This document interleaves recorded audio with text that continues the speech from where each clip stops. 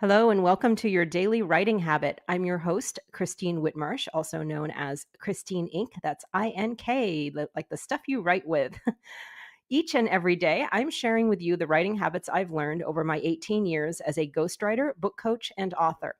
I have found that three things in particular have a huge impact on your success as an author.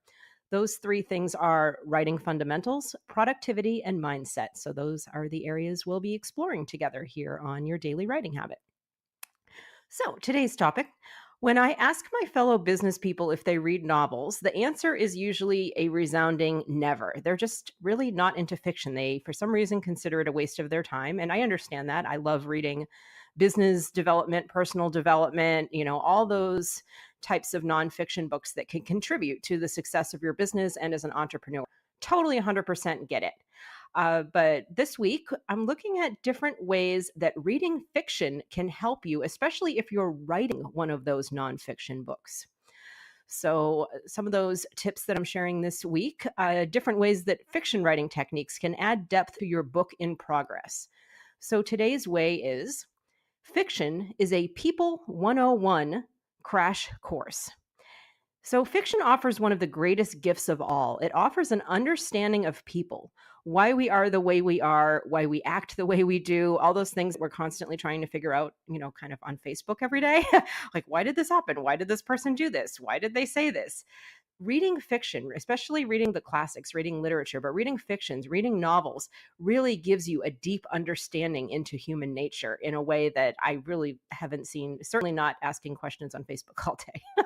So, highly recommend reading fiction for that reason, because novelists invest more time in developing their characters, perhaps more than any other aspect of their story. And I speak from experience as a novelist myself. I have a novel called Canyon Road, and absolutely obsessed with characters and developing characters that are strong enough and deep enough, complex enough, and interesting enough to carry the story. So, this is a big reason why fiction teaches you so much. It has the capacity to teach you so much about people because of all that time that novelists like myself have invested in the development of those characters. We need to have characters, well developed enough to carry an entire plot line on his or her shoulders. As fiction writers, we're tasked with understanding people on a near quantum level, and by reading their words, we learn to see through their eyes. So, for those of you, especially those of you writing your memoir, or any variation of a book where you're telling a personal story, which in my opinion should be every book, nonfiction and otherwise. They should all include personal story because that's really what develops that rapport with the reader. Side note there. But if you approach developing your character, even if you're the character, so if it's the memoir, you are the protagonist, and sometimes, depending on your life, you're the antagonist as well. So it's developing your character with the same amount of detail that a novelist uses to develop their fiction character.